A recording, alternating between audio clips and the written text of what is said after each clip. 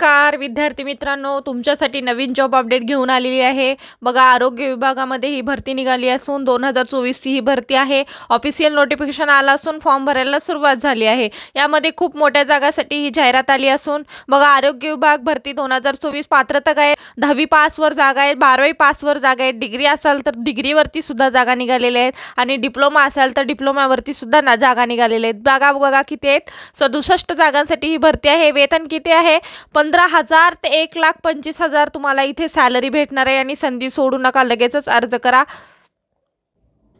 पहा बघा, ही जिल्हा परिषद जळगाव अंतर्गत भरती निघालेली आहे। बघा, हे आरोग्य विभागामधली भरती निघाली असून आपण बघा ऑफिशियल वेबसाईटवरती आलेले आहेत। त्याच पद्धतीने आपण व्हिडिओमध्ये पाहणार आहोत किती जागा आहेत, अर्ज कोण करू शकतो, वयोमर्यादा काय लागणार आहे, एज्युकेशन क्वालिफिकेशन काय लागणार आहे, फॉर्म कोठे भरायचा, अर्ज कधीपासून सुरू होणार आहेत, पगार किती असणार आहे, लास्ट डेट किती असणार आहे, अशा प्रकारची संपूर्ण माहिती आपण या व्हिडिओमध्ये पाहणार आहोत। व्हिडिओ शेवटपर्यंत पहा। अशाच नवनवीन माहितीसाठी आमच्या चॅनलला सबस्क्राईब करा, बेल आयकॉनला प्रेस करा, लाईक करा, शेअर करा।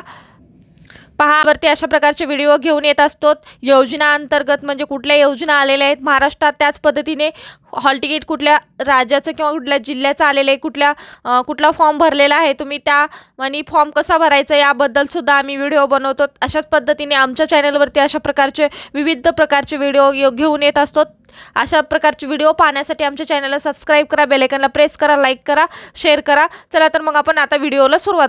राष्ट्रीय आरोग्य अभियानांतर्गत जळगाव जिल्ह्यातील रिक्त असलेल्या पदांच्या पदाकरिता प्रक्रिया खालील तक्त्यामध्ये दर्शवल्याप्रमाणे खालील पदासाठी कंत्राटी पद्धतीने मानधन तत्वावर पात्र उमेदवारांकडून अर्ज मागवण्यात येत आहेत। बघा, अशा प्रकारची ही जाहिरात आहे। बघा, इथे कुठल्या कुठल्या पदांसाठी जाहिरात आलेली आहे। DEIC मॅनेजर बघा, किती जागा आहेत इथं, 4 जागा आहेत।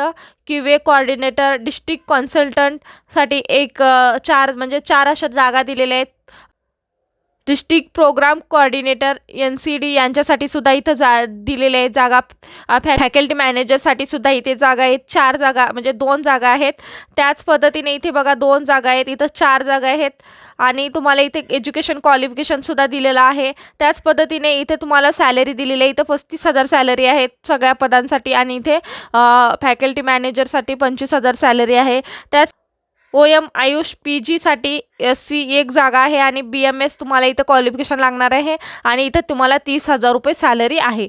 त्याच पद्धतीने आपण खाली बघूया, NUHM साठी बघा, इथं पब्लिक हेल्थ मॅनेजरसाठी 1 जागा निघालेली आहे। पोस्टिंग इथं तुम्हाला कुठं पोस्टिंग करणार आहेत ते सुद्धा दिलेलं आहे आणि व्हॅकन्सी सुद्धा इथं कुण्या कास्टनुसार किती जागा आहेत इथं सुद्धा माहिती दिलेली आहे आणि टोटल 5 जागा आहेत। आणि कॅटेगरी म्हणजे तुम्हाला एज्युकेशन क्वालिफिकेशन काय लागणार आहे बघा, MBBS graduate science, BDS, BMS, BHMS आणि B फार्मसी, नर्सिंग, BPH पॅथोफिजिओलॉजी असं तुम्हाला इथे एज्युकेशन क्वालिफिकेशन लागणार आहे आणि 32,000 रुपये तुम्हाला इथे सॅलरी मिळणार आहे। त्याच पद्धतीने बघा, MBBS साठी पण इथे जागा आहेत, MBBS BMS साठी सुद्धा इथे जागा आहेत। बघा, 55 जागा आहेत, किती 55 जागा आहेत। MBBS याच्यासाठी क्वालिफिकेशन आहे आणि BMS इथं क्वालिफिकेशन लागणार आहे आणि MBBS साठी 60,000 सॅलरी भेटणार आहे आणि त्याच पद्धतीने BMS साठी 25,000 रुपये आणि 15,000 रुपये इन्सेंटिव्ह बेस म्हणजे बघा तुम्हाला बेसिक असं पेमेंट भेटणार आहे।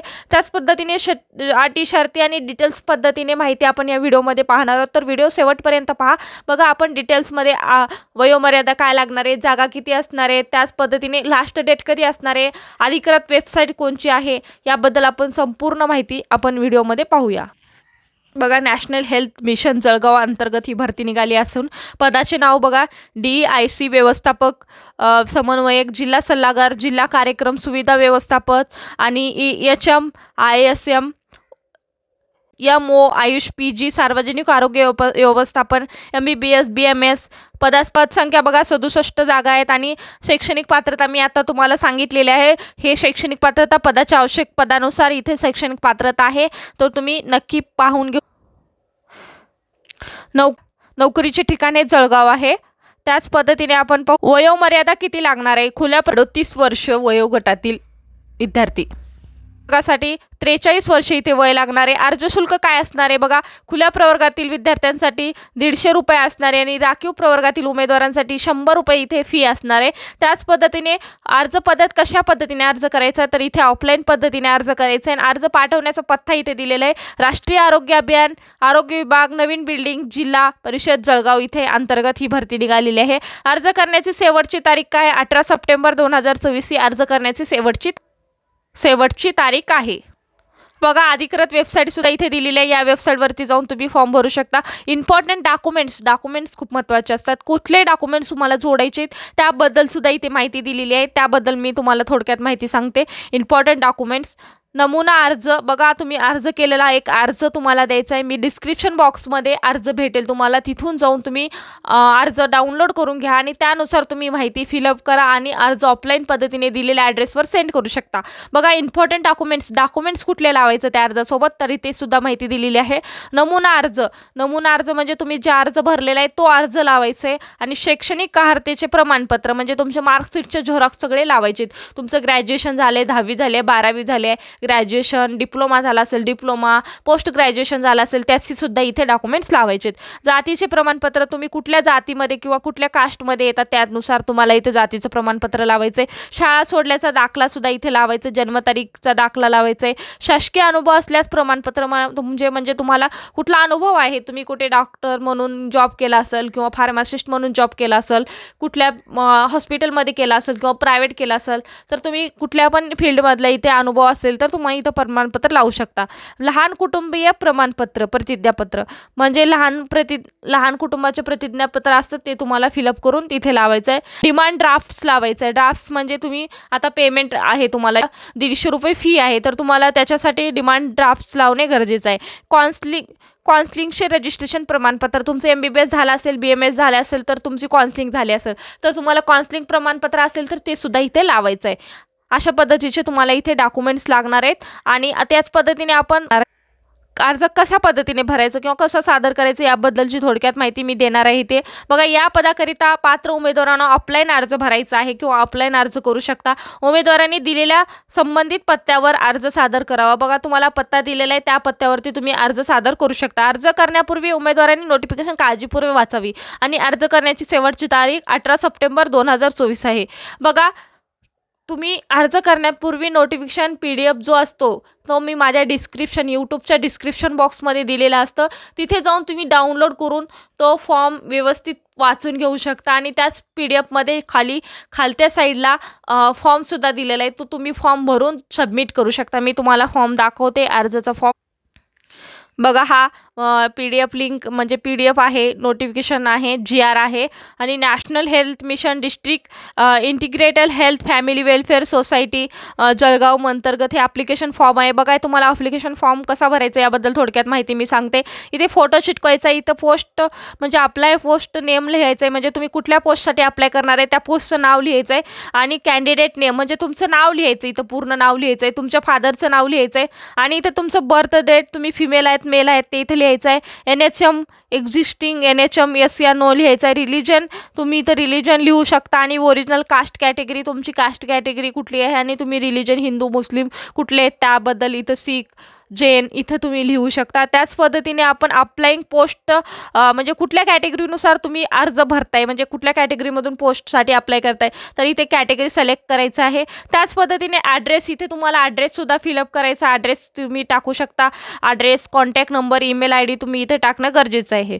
आणि त्याच पद्धतीने ॲकॅडमिक प्रोफेशनल एज्युकेशन समरी इथे तुम्हाला लिहायचं आहे. बघा फॉर्म नंबर 2 म्हणजे तुम्ही कधीपासून कधीपर्यंत एज्युकेशन घेतलेलं आहे, म्हणजे तुमची डिग्री झालेली आहे तर तुम्ही डिग्रीला 21मध्ये ॲडमिशन केलं आणि 24मध्ये संपले तर तुम्ही इथे टाकू शकता फॉर्म ते 2. आणि डिग्री डिप्लोमा, तुमचं डिग्री झाले डिप्लोमा झाले ते तुम्ही इथं लिहू शकता. युनिव्हर्सिटी इन्स्टिट्यूट नेम म्हणजे तुमच्या कॉलेजचं नाव किंवा तुमचं युनिव्हर्सिटी तर्फे असेल तर युनिव्हर्सिटीचं नाव लिहू शकता इथं.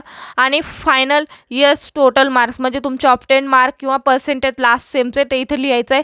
आणि फायनल इयर पर्सेंटेज बघा कितीपैकी आणि इथे फायनल मार्क्स इथे तुम्हाला इथे सबमिट करायचे. बघा अशा पद्धतीने हा फॉर्म भरायचा. बघा इथे तुम्हाला एज्युकेशन क्वालिफिकेशन झाल्यानंतर रजिस्ट्रेशन सर्टिफिकेट आहे का तुमच्याकडे, तर इथे येस या नो लिहायचं आहे.